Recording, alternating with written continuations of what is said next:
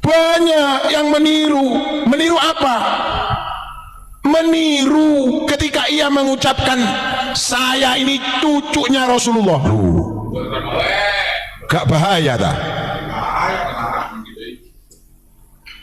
Sementara perjuangannya jauh dari perjuangannya Rasulullah. Apakah tidak malu? Malu. Jangan menganggap diri kita ini sebagai cucunya Rasulullah. Diakui menjadi umatnya Rasulullah. Itu sudah jauh lebih hebat daripada engkau mendoktrin orang lain untuk mengakui dirimu sebagai cucu Rasulullah sallallahu alaihi wasallam. Sekarang ini lagi demam Palestina. Tidak jelek membela Palestina. Dulu sebelum Palestina, bela Rohingya, orang yang terusir dari Myanmar itu, umat Islam yang terusir dari Myanmar. Ketika pemerintah mengatakan kita akan evaluasi, pemerintah memberikan aba-aba kepada umat Islam untuk tidak gegabah menerima pengungsi dari Rohingya. Semuanya teriak mengatakan pemerintah kita adalah pemerintah komunis. Tapi sekarang pengungsi Rohingya membahayakan terhadap kedaulatan masyarakat di Indonesia. Banyak masyarakat di Aceh menolak pengungsi-pengungsi itu. Kenapa? Mereka seagama tapi tidak senasionalis dengan kita. Mereka ingin dimanja. Mereka ditampung di Bangladesh karena di Bangladesh harus kerja. Mereka memilih tinggal di Aceh karena didanai oleh kelompok-kelompok mereka yang mengkoordinir dari pengungsi-pengungsi itu, dimanjakan di Indonesia. Tujuannya nanti ingin menguasai dari sebagian tanah air Republik Indonesia. Kenapa? Mereka seagama tapi tidak senasionalis dengan kita. Mereka ingin dimanja.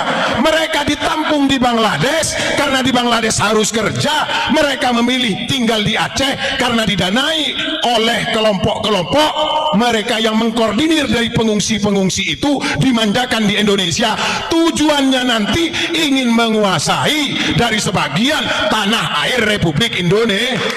Ternyata tim investigasi berhasil. Kenapa kok pengungsi Rohingya, mohon maaf, kita tidak menyindir ini saudara seiman, tidak, tapi ini adalah masalah mentalitas dan karakteristik. Gen mereka bukan gen Nusantara yang kakinya diinjak orang Jawa, kakinya diinjak masih minta maaf. Gen mereka ketika mereka diberikan makan saja tidak sesuai dengan porsi mereka, mereka protes, padahal mereka tidak kerja. Sementara pribumi yang ada di Aceh harus kerja kuli bangunan, bahkan rela memulung rosokan, memulung sampah untuk didaur ulang, dijual kembali demi sesuap nasi. Pengungsi Rohingya yang katanya kalau ditolak negara ini dipimpin oleh komunis. Komando-komando yang mengaku dirinya Imam Jumbo kemana sekarang? Kenapa tidak berteriak lagi? Itu Rohingya harus diatasi di tanah Aceh. Ketika mereka sudah berulah di negeri kita tercinta ini, kita ini memang memiliki ukhuwah Islamiyah, ukhuwah Basoriyah, dan ukhuwah Watoniyah. Investigasi mendapatkan satu fakta di lapangan sejarah, bahwasanya nenek moyang dari saudara kita Rohingya itu dulu ikut dengan tentara Inggris menjajah Myanmar. Loh, ternyata ini permasalahannya. Kenapa ditolak oleh Myanmar? Ulama Indonesia punya porsi kalau mau ngurusi ini. Kenapa? Karena Myanmar itu termasuk Nusantara. Ini kita kalau mau belajar sejarah, kenapa kok kita tidak boleh melupakan sejarah? Kita jangan jadi umat Islam yang klimaks dini, ejakulasi dini, sedikit-dikit marah, gampang terprovokasi. Kita tidak tahu maksud dan tujuan mereka datang ke sini. Ketika sudah ditampung di sebagian tanah Republik Indonesia, mereka berbuat ulah. Sementara mereka datang ke sini mencari suaka hukum. Mereka pengungsi. Sama yang dilakukan di tahun 1800-an. Asrafus Sani datang ke Indonesia pengungsi, dimobilisasi oleh Inggris dan Belanda. Buka sejarah lagi. Kalau kau mengaku keturunan Nabi Muhammad, kalau siapapun yang mengaku keturunan Nabi Muhammad, mengaku cucu Nabi Muhammad pada saat ini, monggo tinggal di Madinatul Munawwarah, makam leluhurmu di sana. Jangan provokasi masyarakat Nusantara ini yang memiliki sejarah, yang memiliki filsafah. Jawa digowo, Arab digarap, Barat diruat. Loh, ini jangan disalahartikan. Jawa digowo, identitas kita kemana-mana tetap orang Nusantara. Kalau kakinya diinjak masih minta maaf. Orang Nusantara itu yang pertama ngalah. Kalau digarai ngalah dulu. Ini orang Nusantara ciri-cirinya. Yang kedua ngaleh pindah. Seng waras ngaleh. Sudah ngaleh masih digarai lagi ngamuk. Nggak perlu mendoktrin orang Indonesia dengan doktrin agama yang berlebihan. Kadang-kadang kita ini geli dengernya. Seorang yang bodoh, dari bagian mereka yang bodoh saja lebih mulia daripada orang yang alim. Ngapain Nabi Muhammad memerintahkan kita untuk tolabul ilmi? Kalau hanya cukup dengan nasab saja kita sudah bisa mulia. Kenapa Al-Quran menyatakan yarfa'illahu alladhina amanu?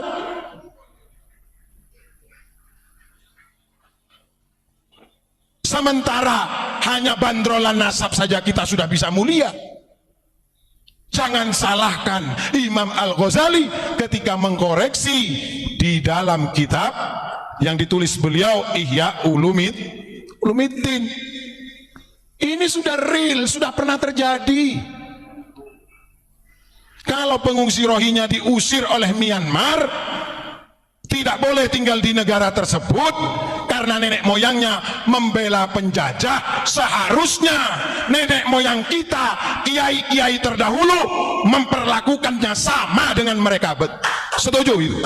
Kenapa tidak dilakukan? Karena leluhur kita, karena para ulama-ulama Nusantara memiliki filsafah Pancasila. Kalau ini dilakukan seperti yang dilakukan Myanmar, berarti kita bukan orang Indonesia yang berpancasila. Loh, bahaya ini. Jangan sampai kedaulatan negeri kita, keamanan masyarakat kita, saudara kita yang seagama, yang senegara. Aceh itu mayoritas Islam loh. Ayo, sekarang tolong dijawab itu. Mana dulu provokator-provokator yang mengatakan pemerintah bila menolak pengungsi Rohingya adalah pemerintahan komunis. Islam di Indonesia ini ditolerir. Rukun Islam yang 5 itu diakomodir oleh pemerintah. Kau yang beragama Islam, ditulis KTP-nya Islam. Kemudian kau akan sholat, diatur jadwal sholatnya, dicari waktu sholatnya. Hilal, ru'yat, hisab dilakukan oleh Kementerian Agama, dilakukan oleh MUI, dilakukan oleh NU, dilakukan oleh Muhammadiyah, yang dikoordinir oleh pemerintah. Pingin beli Alphard lo, atau pingin kawin lagi? Monas dijadiin tempat perkumpulan. Cie kagak malu sama yang bangun Monas. Cie Istiqlal dijadikan tempat tidur, nggak malu sama arsiteknya Istiqlal. Cie lepok kusia. Ayo panjenengan tuan-tuan yang mengaku keturunan Nabi Muhammad, kita rebut makam Nabi Muhammad Masjid Nabawi dari Wahabi. Ayo kita rebut, berani enggak? Jangan jual cucu Nabi Muhammad di Indonesia loh. Kalau kagak berani merebut Masjid Nabawi, betul? Betul? Betul? Salam Pancasila.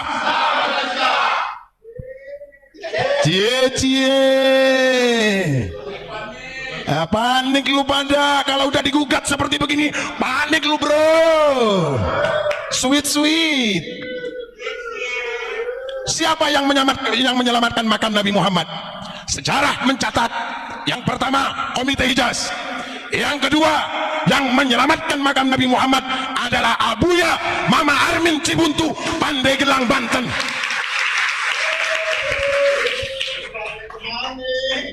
Ayo silakan dibantah sejarah ini. Ketika suku Arab Kut-Kut ingin menghancurkan makam Uhud dan makam Nabi Muhammad, Mufti Madinah minta tolong kepada Syekh Nawawi. Syekh Nawawi mengamanatkan kepada Abuya Mama Armin untuk memimpin pasukan yang berjumlah 45 pasukan. Loh, cuma 45 pasukan. Lu teriak-teriak di bumi Indonesia dengan mengangkat pedang. Jangan ajari orang Indonesia mengangkat senjata, bro. Karena yang memerdekakan negeri kami Indonesia bukan leluhurmu, tapi leluhur kami. Leluhurmu pecundang, Darkoni, wani ngajari, wedi ngelakoni.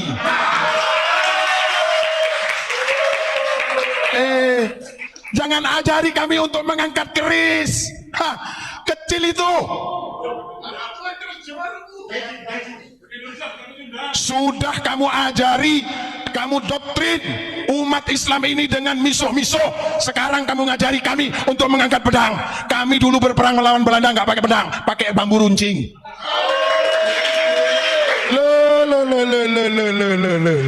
Gak bahaya ta? Bilang aja lu pengen beli Ferrari. Ini pencerdasan. Ingat, kepada siapa saja komponen bangsa Indonesia, baik guru, santri, ustadz, kiai, mencerdaskan kehidupan bangsa Indonesia dilindungi oleh undang-undang. Jangan mau kita sekarang dibodoh-bodohi. Mon kibadah kiai didoktrin biar yang lain dengan mengangkat senjata kita jihad. Jihad kamah. Mau jihad kemana?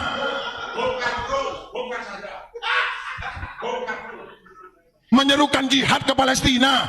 Kamu lo tidur enak kelonan sama istrimu. Gak usah ngajari keturunan Cakraningrat untuk mengangkat senjata, bro. Sudah cukup.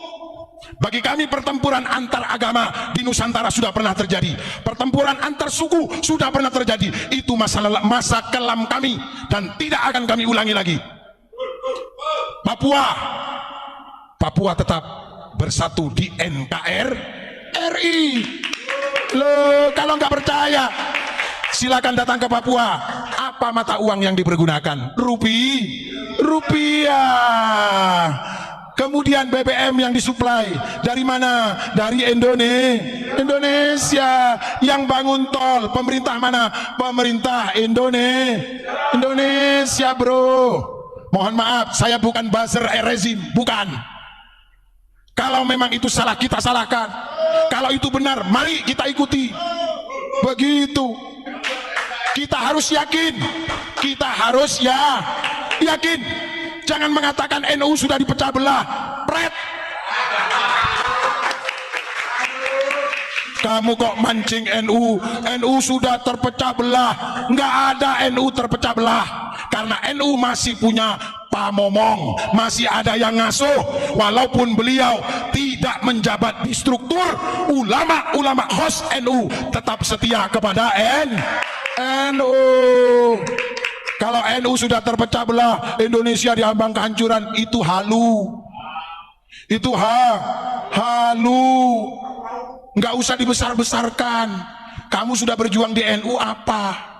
Apa yang sudah bisa kamu berikan kepada NU? Jangan kamu berprinsip apa yang saya bisa dapatkan dari NU. Karena NU bukan ladang mencari penghidupan, tapi bagaimana menghidup-hidupkan NU. Alhamdulillah, ternyata ulama-ulama host Nahdlatul Ulama masih solid. Jangan framing umat ini dengan framing bahwasanya kiai-kiai NU sudah pecah. Jangan eman-eman lambe mutu turah. Inilah kalau ingin tahu sejarahnya sekarang. Rohingya bergejolak di Lok Sumawe, bergejolak di Sabang, bergejolak di Aceh. Jangan diam kalian. Kalian yang memaksa Rohingya untuk masuk ke Indonesia. Sekarang Rohingya berbuat ulah di Indonesia. Upaya apa? Pendekatan apa? Upaya solusi apa? PBB aja angkat tangan kok. Kita ini kadang-kadang sombong. Sombong apa? Sombong karena beragama Islam itu sombong. Enggak seolah-olah yang lain kalau tidak membela itu masuk neraka. Loh. Ini kita harus paham.